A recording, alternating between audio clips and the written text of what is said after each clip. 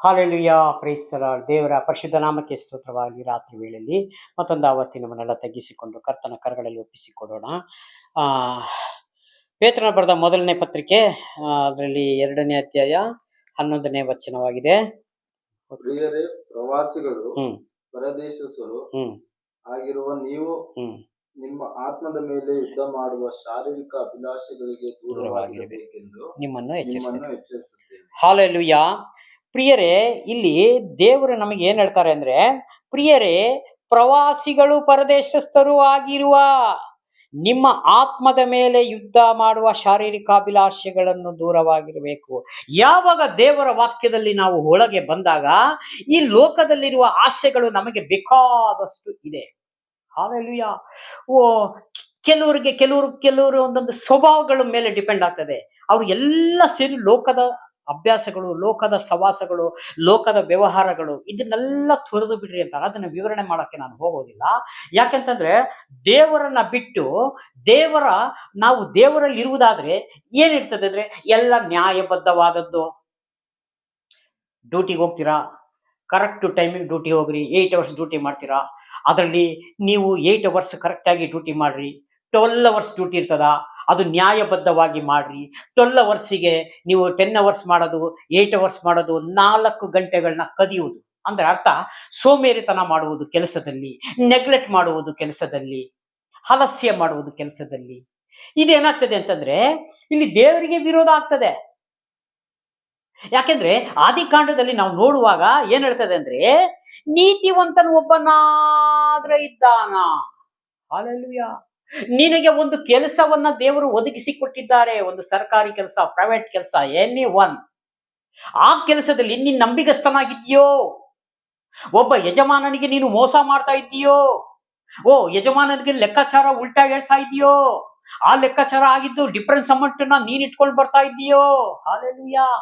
ಇಲ್ಲಿ ನೋಡೋರ ಕಣ್ಣಿಗೇನು, ಈತನು ಡ್ಯೂಟಿ ಮಾಡ್ತಾ ಇದ್ದಾನೆ. ಹಾಲೆಲೂಯಾ. ಅಲ್ಲಿ 10 ಗಂಟೆ ಡ್ಯೂಟಿಗೆ 12 ಗಂಟೆ ಹೋಗ್ತೀರಿ. ನಿಮ್ಮನ್ನ ಕೇಳೋರು ಯಾರು? ಮೇನ್ ಆಫೀಸರ್ ನೀವೇ ಆಗಿರ್ತೀರಿ. ಹಾಲೆಲೂಯಾ. ನಿಮ್ಮನ್ನ ಕೇಳೋರು ಯಾರು? ಆತನು ಯಾರಾದ್ರೂ ನಿಮ್ಮ ಕೈ ಕೆಳಗೆ ಇರೋನು ನಿಮಗೆ ಪ್ರಶ್ನೆ ಮಾಡಿದ್ರೆ ನೀವೇನಂತೀರಿ? ಅವನಿಗೆ ಎತ್ತಂಗಡಿ ಮಾಡ್ತೀರಿ, ಟ್ರಾನ್ಸ್ಫರ್, ನೀರಿಲ್ದಿದ್ದ ಜಾಗದಲ್ಲಿ. ಹಾಲೆಲೂಯಾ. ಆ ಭಯಭ್ರಾಂತರಾಗಿ ನಿಮ್ಮ ಕೈ ಕೆಳಗಿರುವಂತವ್ರು ಸುಮ್ಮನೆ ಇರ್ತಾರೆ. ನಮಗೆ ಯಾಕೆ ಬೇಕು ಅಂದ್ರೆ, ಒಂದು ಕಾಣದ ಕೈ, ಒಂದು ಕಾಣದ ಒಂದು ದೃಷ್ಟಿ, ಒಂದು ಕಾಣದ ದೇವರು ನಿನ್ನನ್ನು ನೋಡ್ತಾ ಇದ್ದಾರೆ ಅಂತ ಫಸ್ಟ್ ತಿಳಿದುಕೋಬೇಕು ಪ್ರಿಯರೇ. ಹಾಲೆಲೂಯಾ. ಇಲ್ಲಿ ನಾವು ನೋಡ್ಬೋದು. ಇಲ್ಲಿ ನಮ್ಮನ್ನ ಯಾರು ನೋಡ್ತಾರೆ? ನಮ್ಮನ್ನ ಯಾರು ಕೇಳ್ತಾರೆ? ಮಿನಿಸ್ಟರ್ ಬಂದು ನೋಡ್ತಾರ? ಇಲ್ಲ, ಯಾರು ಬರಲ್ಲ. ಆದ್ರೆ ಸರ್ವಶಕ್ತನಾದ ದೇವರೊಬ್ಬರಿದ್ದಾರೆ. ಆದಿಕಾಂಡದಲ್ಲಿ ನೋಡುವಾಗ ನೀತಿವಂತನು ಒಬ್ಬನಾದ್ರೆ ಇದ್ದಾನ ಎಂಬುದಾಗಿ ನೋಡುವಾಗ ಯಾರು ಕಂಡ್ರಂತೆ ನೀತಿವಂತನು? ನೋಹನು ಎಂಬ ಒಬ್ಬ ನೀತಿವಂತನು ಕಂಡರು ದೇವರು. ಅವನು ಕಾಲದಲ್ಲಿ ತಪ್ಪಿಲ್ಲದವನಾಗಿದ್ದಾನೆ. ಒಂದು ದೋಷವೂ ಇಲ್ಲ, ಒಂದು ಅಪರಾಧ ಇಲ್ಲ, ಒಬ್ರಿಗೂ ಒಂದು ಬೈದಿಲ್ಲ ಆತನು. ಹಾಲೆಲೂಯಾ. ಅವನು ದೇವರಿಗೆ ಪ್ರಿಯನಾಗಿಯೂ ಮೆಚ್ಚುಗೆಯಾಗಿರುವ ಆತನಾಗಿರುವುದಕ್ಕೋಸ್ಕರ ಅವನನ್ನ ದೇವರು ಆಯ್ಕೆ ಮಾಡಿಕೊಂಡರು. ಹಾಲೆಲೂಯಾ. ಅವನನ್ನ ಆಯ್ಕೆ ಮಾಡಿಕೊಂಡು ನಿನ್ನ ಮುಖಾಂತರ ಈ ನಿನ್ನ ಕುಟುಂಬವನ್ನೆಲ್ಲ ನಾನು ಒಂದು ಪ್ಲಾನ್ ಕೊಡ್ತೇನೆ. ಆ ಪ್ಲಾನ್ ಪ್ರಕಾರ ನೀನು ನಾವೇನ ಕಟ್ಟು. ಹಾಲೆಲೂಯಾ. ಅದಕ್ಕೆ ಇಷ್ಟು ಅಂತಸ್ತಿರ್ಬೇಕು, ಇಲ್ಲಿ ಕಿಟಕಿಗಳು, ಇಲ್ಲಿ ಬಾಗಿಲುಗಳಿರ್ಬೇಕು, ಇಂತಿಂತ ಕೋಣೆಗಳಿರ್ಬೇಕು. ಹಾಲೆಲೂಯಾ. ಅವನು ನೀತಿವಂತನಾಗಿರುವುದಕ್ಕೋಸ್ಕರ ದೇವರು ಆತನನ್ನ ಆಯ್ಕೆ ಮಾಡಿಕೊಂಡರು. ಆ ಆಯ್ಕೆ ಮಾಡಿಕೊಂಡು ಆತನಿಗೆ ಹೇಳ್ತಾ ಇದ್ದಾರೆ, ಪ್ಲಾನ್ ಕೊಡ್ತಾ ಇದ್ದಾರೆ. ದೇವರು ನೀನು ಹೀಗೆ ಮಾಡ್ಬೇಕು, ಹೀಗೆ ಮಾಡ್ಬೇಕು, ಹಿಂಗೆ ಕಟ್ಟಬೇಕು.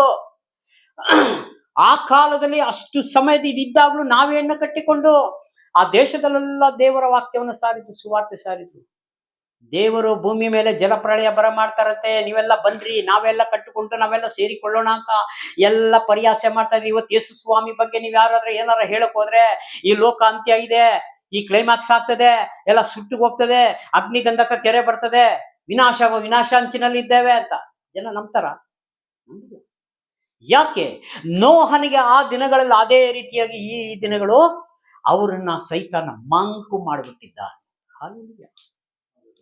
ಈ ಲೋಕ ಅಂತ್ಯ ಇದೆ ಅಂತ ನಮ್ಗೆ ದೇವರ ವಾಕ್ಯ ಅರ್ಥ ಮಾಡಿಕೊಂಡವರಿಗೆ ಗೊತ್ತಾಗ್ತದೆ, ಬಿಟ್ರೆ ಯಾರಿಗೂ ಗೊತ್ತಿಲ್ಲ.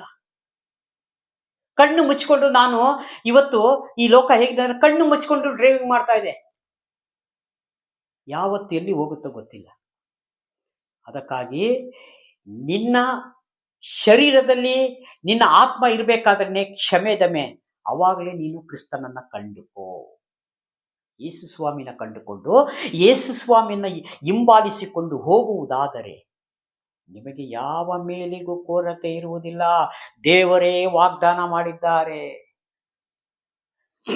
ಯಾಕೆ ನಮಗೆ ಅದ್ಭುತ ಕಾರ್ಯ ಮಹತ್ ಕಾರ್ಯಗಳು ಬರ್ತಾ ಇಲ್ಲ? ನಮ್ಮ ಪಾಪಗಳು ನಮಗೆ ಅಡ್ಡವಾಗಿದೆ.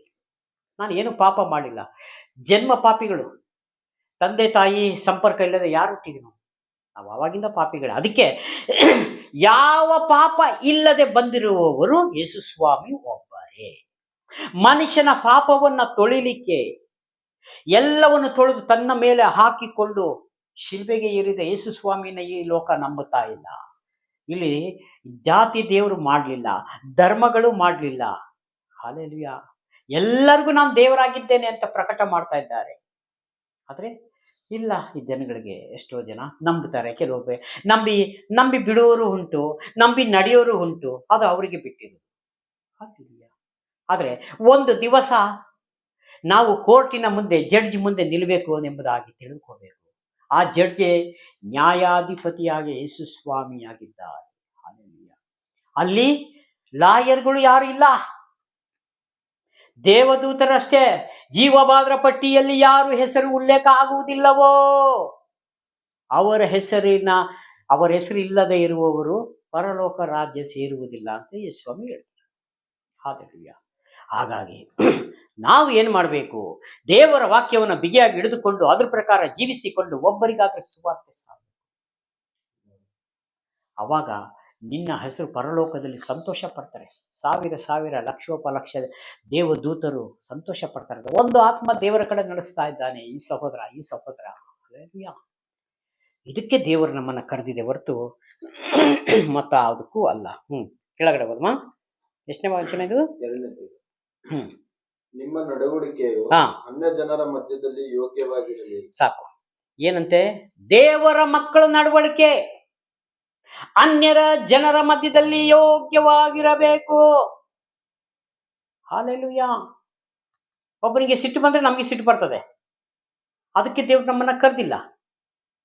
ಒಬ್ರು ಮಾತಾಡಲಿಲ್ಲ ಅಂದ್ರೆ ಅವ್ರು ನಾನು ಮಾತಾಡಲಿಲ್ಲ ಎದುರುಗಡೆ ನಾನು ಮಾತಾಡಲ್ಲ.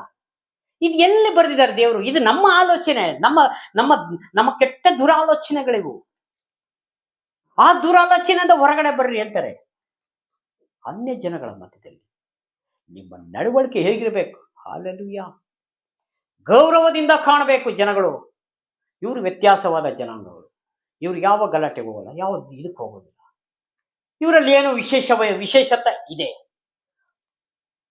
ಅವಾಗ ಒಂದು ದಿವಸ ಅವ್ರು ಕೇಳುವಂತವರಾಗಿದೆ, ಏನ್ ಬ್ರದರ್ ನೀವು ಜಾಸ್ತಿ ನಿಮ್ಮನ್ನ ನಾವು ಎಲ್ಲೂ ಒಂದು ಇದರಲ್ಲೂ ನೋಡಿಲ್ಲ, ಒಂದು ಗಲಾಟೆ ಯಾರೋ ಮಾತಿಗೂ ಚಿಕ್ಕಮಕ್ಕಿಗೂ ನಿಲ್ಲಲ್ಲ, ಯಾರತ್ತೂ ಹೆಚ್ಚು ಮಾತಾಡಲ್ಲ.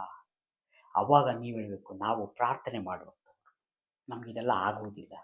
ಅವಾಗ ಕೆಲವೊಮ್ಮೆ ಮನಸ್ಸು ಬದಲು ಮಾಡಿದ್ಯೋ, ನಮಗೋಸ್ಕರ ನೀವು ನಿಮ್ಮ ದೇವರ ಹತ್ರ ಪ್ರಾರ್ಥನೆ ಮಾಡಿಕೊಳ್ಳ್ರಿ. ನಿಮ್ಮ ದೇವರ ಹತ್ರ ನಮಗೋಸ್ಕರ ಪ್ರಾರ್ಥನೆ ಮಾಡ್ರಿ. ನಮಗೂ ಸಮಾಧಾನ ಬೇಕು ಸಹೋದರರೇ. ಅಣ್ಣ ನಮ್ಗೆ ಸಮಾಧಾನ ಬೇಕು, ನಿಮ್ಮ ದೇವರಲ್ಲಿ ಪ್ರಾರ್ಥನೆ ಮಾಡಿಕೊಡ್ರಿ. ಯಾಕಂದ್ರೆ ನೀವು ಪ್ರಾರ್ಥನೆ ಮಾಡಿದಾಗ ನಿಮ್ಗೆ ಎಷ್ಟು ಸಮಾಧಾನ ಆಗಿದೆ, ನಮಗೆ ಸಂತೋಷ ಆಗ್ತದೆ ಅಂತಾರು ಆ ಜನಗಳು ಹೇಳ್ತಾರೆ. ಅವಾಗ ಏನಾಯ್ತು? ಅನ್ಯರ ಜನಗಳ ಮಧ್ಯದಲ್ಲಿ ನೀವು ಯೋಗ್ಯರಾಗಿರ್ಬೇಕು, ದೇವರು ಸಂತೋಷ ಪಡ್ತಾರೆ ಮಾತನ್ನ. ಇದಕ್ಕೆ ದೇವರು ಕರೆದಿರೋದು ನಮ್ಮನ್ನ. ನಾವು ಫಸ್ಟ್ ಬದಲಾಗಬೇಕು. ನನ್ನ ಕುಟುಂಬದಲ್ಲಿ ನಾನು ಬದಲಾಗಬೇಕು, ನಿನ್ನ ಕುಟುಂಬದಲ್ಲಿ ನೀನು ಬದಲಾಗಬೇಕು. ನೀನು ಬದಲಾದ್ರೆ ನಿನ್ನ ಹೆಂಡತಿ, ನಿನ್ನ ಮಕ್ಕಳು ಎಲ್ಲ ಒಂದು ಲೈನ್. ಹಲ್ಲೆಲೂಯಾ. ಇದು ಎತ್ತು ಏರಿಗೆಳಿತು, ಕೋಣ ನೀರಿಗೆಳಿತು ಅಲ್ಲ. ಹೆಂಡತಿ ಒಂದು ಕಡೆ, ಗಂಡ ಒಂದು ಕಡೆ ಆದ್ರೆ ಹೇಗೆ? ಮನೇಲಿ ಬಂದ್ರೆ ಮತ್ತೆ ಕಿರಿಗಿರಿ, ಮನೇಲಿ ಬಂದ್ರೆ ಮತ್ತೆ ಸರಿ ಇಲ್ಲ. ಯಾಕೆ? ಒಂದು ವೆಹಿಕಲ್ಗೆ 2 ಚಕ್ರ ದಾಟಿದ್ರೇನೆ ಸಮವಾಗಿ ಓಡಿದರೆ ಒಂದು ಜಾಗಕ್ಕೆ ತಲುಪಲಿಕ್ಕೆ ಸಾಧ್ಯ. ಈಗ ಒಂದಿಬ್ರು ಒಂದು ಬೈಕ್ ತಗೊಳ್ಕೊಂಡ್ ಬಂದ್ರಿ, 1 ಚಕ್ರದಲ್ಲಿ ಬಂದ್ರ 2 ಚಕ್ರ ಬಂದ್ರ? 2 ಬಂದಿತ್ತಾನೆ. ಒಂದು ಜಾಮ್ ಆಗಿದ್ರೆ ಇಲ್ಲಿ ಬರ್ತಿದ್ರಾ? ಇಲ್ಲ. ದಡ ಸೇರುವುದಿಲ್ಲ ಪ್ರಿಯನೇ. ನಾವು ಚೆನ್ನಾಗಿ ಅರ್ಥ ಮಾಡ್ಕೋಬೇಕು. ದಡ ಸೇರ್ಲಿಕ್ಕೆ ಆಗುವುದಿಲ್ಲ. ಕ್ರಿಸ್ತನ ದಡ ಇದೆಯಲ್ಲ, ಆ ದಡ ಇಂತಹ ಜಾಗ, ಅದು ಅದೇ ಪರಲೋಕದಲ್ಲಿ. ಅಂತ ಜಾಗಕ್ಕೆ ದೇವರು ನಮ್ಮನ್ನ ಕರೆದಿದ್ದಾರೆ. ಹೇಳಬೇಕು.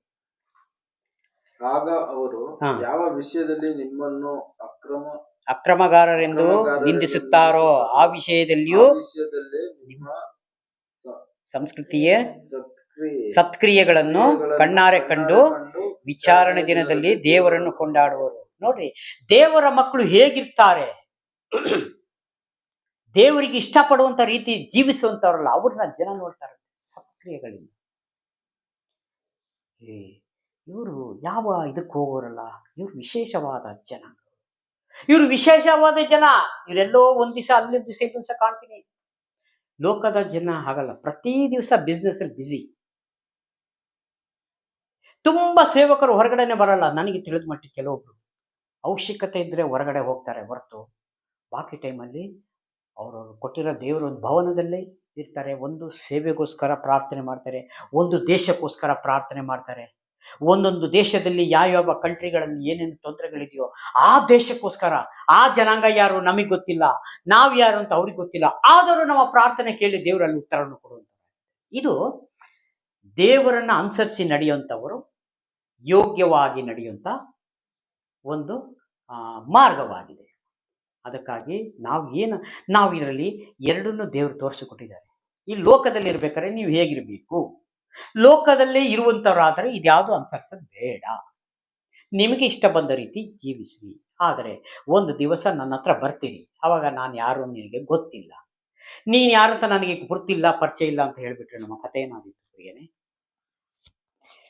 ಏನೇ ನಷ್ಟ ಆದರೂ ಪರವಾಗಿಲ್ಲ, ಇದನ್ನ ಬಿಗಿಯಾಗಿ ಹಿಡಿದುಕೊಂಡು ಇದ್ರೊಳಗಿರೋ ನಡೆಯುವಂಥದ್ದು ಎಲ್ಲ ದೇವರು ಕೊಡುವಂತ ಮಾತನ್ನ ಬಿಗಿಯಾಗಿ ಹಿಡಿದುಕೊಂಡು ನಾವು ಈ ಲೋಕ ಇರುವ ತನಕ, ಅಂದ್ರೆ ಲೋಕ ಇರೋ ತನಕ ಅಲ್ಲ, ನಾವು ಲೋಕದಲ್ಲಿ ಇರುವ ತನಕ ಇದನ್ನ ಬಿಗಿಯಾಗಿ ನೋಡ್ಕೊಳ್ಬೇಕು. ಅದಕ್ಕೆ ಇದ್ರೊಳಗೊಂದು ಮಾತಿದೆ, ಆ ಮಾತು ಯಾವಾಗಲೂ ನಾನು ಸದಾ ಹೇಳುವಂತವನಾಗಿರ್ತೇನೆ. ಆಕಾಶ ಭೂಮಿ ಒಂದು ವೇಳೆ ಅಳಿದು ಹೋಗ್ಬೋದು, ನನ್ನ ಮಾತಿಗೆಂದು ಅಳಿಯುವುದೇ ಇಲ್ಲ, ನನ್ನ ವಾಕ್ಯ ಒಂದು ಅಳಿಯುವುದೇ ಇಲ್ಲ. ಇದು ಸೇನಾಧೀಶ್ವರನಾದ ಯೆಹೋವನ ನುಡಿ. ಹಲ್ಲೆಲೂಯಾ. ಈ ಪ್ರಪಂಚವನ್ನ ಉಂಟು ಮಾಡಿದ ದೇವರಂತಾನೆ ಹೇಳ್ತಾ ಇದ್ದಾರೆ. ಒಂದು ವೇಳೆ ನಾನು ಉಂಟು ಮಾಡಿದ್ದೀನಿ, ಆಕಾಶ ಅಳೆದು ಹೋಗ್ಬೋದು, ನಾನು ಉಂಟು ಮಾಡಿದ ಭೂಮಿ ಅಳೆದು ಹೋಗ್ಬೋದು. ಒಂದು ಮಾತು ಇದ್ರೊಳಗಿರೋದು, ನಾನು ಬರೆದಿರೋದು ಒಂದು ಅಳಿಯುವುದೇ ಇಲ್ಲ. ಇದು ಸೇನಾಧೀಶ್ವರನಾದ ದೇವರೇ ಯೆಹೋವನ ನುಡಿ. ಹಲ್ಲೆಲೂಯಾ. ಹಾಗಾಗಿ ಈ ಕೊಟ್ಟಂತ ಸಂದೇಶಕ್ಕಾಗಿ ಸ್ತೋತ್ರ ಮಾಡಿಕೊಳ್ಳೋಣ. ಚಿಕ್ಕ ಪ್ರಾರ್ಥನೆ ಮಾಡಿ ಮುಕ್ತಾಯ ಮಾಡೋಣ. ದೇವ್ರು ನಮ್ಮನ್ನೆಲ್ಲರನ್ನು ಆಶೀರ್ವದಿಸಲಿ. ವಿಡಿಯೋ ಮುಖಾಂತರ ನೋಡೋರ್ನೆಲ್ಲರನ್ನು ಆಶೀರ್ವದಿಸಲಿ. ಕಣ್ಣು ಪ್ರಾರ್ಥನೆ. ಹಲ್ಲೆಲೂಯಾ. ಪ್ರೀತಿ ಸ್ವರೂಪನಾದ ದೇವರೇ, ರಾಜಾದಿರಾಜನೇ, ಲೋಕಕ್ಕೆ ರಕ್ಷಕನು ಬೆಳಕು ಆಗಿರುವ ನಮ್ಮ ದೇವರೇ, ಮಹಿಮೆ ಅರಸನು ನೀವು ಸ್ವಾಮಿ ದೇವರೇ. ಈ ರಾತ್ರಿ ವೇಳೆ ಕೊಟ್ಟಂತ ಸಂದೇಶಕ್ಕಾಗಿ ಸ್ತೋತ್ರ, ನೀವು ಮಾತನಾಡಿದಕ್ಕಾಗಿ ಸ್ತೋತ್ರ. ನಾವು ಕೇಳುತ್ತೇವಪ್ಪ ಸ್ವಾಮಿ, ಯೇಸು ಸ್ವಾಮಿ ಹೆಸರಿನಲ್ಲಿ ಬೇಡಿಕೊಳ್ಳುತ್ತೇನೆ. ವಿಡಿಯೋ ಮುಖಾಂತರ ನೋಡುತ್ತಾ ಪ್ರತಿಯೊಂದು ಸಹೋದರ ಸಹೋದರಿ ನೆನೆಸಿ ದೇವರೇ, ಕಷ್ಟ ದುಃಖ ಸಮಸ್ಯೆಗಳು ಏನೇ ಇದ್ದರೂ ಸ್ವಾಮಿ, ಯೇಸು ಸ್ವಾಮಿ ಹೆಸರಿನಲ್ಲಿ ಬೇಡಿಕೊಳ್ಳುತ್ತೇನೆ ತಂದೆ. Praise the lord. ದೇವರು ಎಲ್ಲರನ್ನು ಆಶೀರ್ವದಿಸಲಿ. ಆಮೇನ್.